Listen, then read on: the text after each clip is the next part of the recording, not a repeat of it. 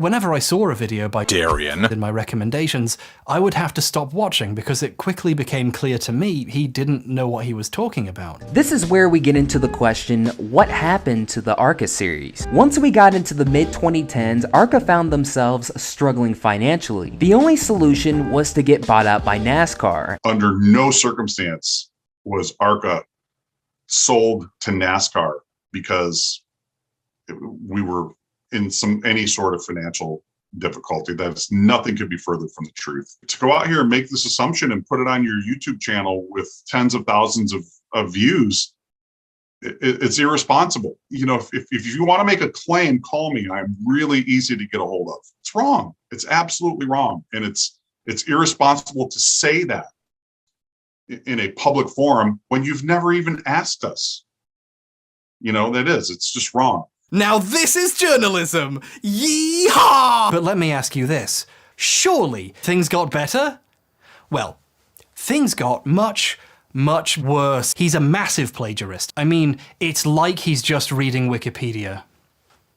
Actually, not like. The game's visuals were much improved thanks to the Sega Model 3 technology, and the bulk of Daytona USA 2 cabinets were released as deluxe variants capable of supporting up to 16 players. A noteworthy departure from the original is the opportunity to choose a car and associated driver, each with different characteristics for varied player skill levels. But like in the original game, mirrored versions of the tracks may be played by holding down the start button while picking a course. However, it is advised that the player has already mastered the course before doing so. It's also set up where an arcade operator could extend the number of laps in a game by setting it from Grand Prix to Endurance mode upon request. Finishing a race in the top 3 on any track allows the player to witness an ending and the game credits. The slingshot was added to the game to represent advanced NASCAR drafting techniques. The first edition of Daytona USA 2 to be released was Battle on the Edge. Sega produced an enhanced version of the game with Daytona USA 2 Power Edition released in December of 1998. The beginning course's atmosphere has definitely changed in this game. The dome and natural landscape that encircle the track in the standard edition have been removed, resulting in a more conventional NASCAR oval look. However, the course layout remains the same. The challenge course choice combines all 3 courses, and the beginning car scheme has been updated along with marginally improved handling mechanics. The classic Hornet vehicle, the player car from Daytona USA, has been added to Power Edition with an improved design and handling identical to that of the original game. The Hornet Classic car was accessible in Battle on the Edge,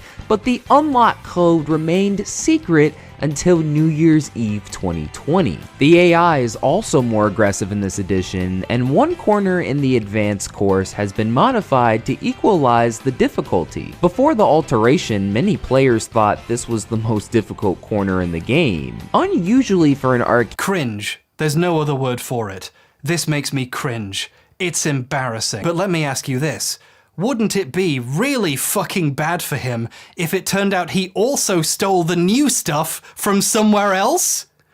Yeah, it is bad, because he did! NASCAR decided to drop its sanction because of shrinking attendances and virtually no media coverage. But in October of 2003, a deal was struck for the series to continue. Ray Perpoto was a 21-year-old in the Air Force back in 1984 when he was driving his car in his native New Jersey when he suffered an accident that would completely change his life. He broke his neck in the accident and became paraplegic. Both cars were destroyed in the accident and other vehicles were damaged as well. While Billings was conscious and able to move, he had to be extracted from his car, which was cut open during the operation. He was taken to the Halifax Medical Center, where he was in satisfactory condition on Sunday night. Clevenger managed to leave his car unscathed and was checked and released at the Infield Care Center. Oh, he didn't. He did not just... The other two were at PDM Racing, where he'd actually finished the races with a 15th place at Chicagoland and a 9th at the second Texas race. That 9th place finish at Texas would be John's best result in his IndyCar career. He ended up finishing out the season with PDM Racing, where he actually finished the races, scoring an 18th and his best career finish of 9th place at Texas. It's almost like when he was loosely rewriting the script to seem more original, he accidentally changed some of the facts of the story. Or maybe it was on purpose. It's slightly harder to say it was plagiarized now. I mean, how could he be ripping anyone off if he got the facts wrong? So at the very least, Darian wrote this text, right? Right? No! It was 1.25 miles in length and once stood south of Wilshire Boulevard and above what is today Olympic Boulevard between Beverly Drive to the east and Lasky to the west, and is also the first track in the United States to be designed with bank turns that incorporated an engineering solution known as spiral easement. It's almost impressive how hard he leaned into something people could check. What were you thinking? What was your plan here? I'm gonna literally click on a random part of the video right now. Selling off the race site in the fall of 1923. Okay. And here we go. One result. Well, that was easy. Selling off the race site in the fall of 1923. It also occurs to me now that I will have to make a substantial donation to Wikipedia.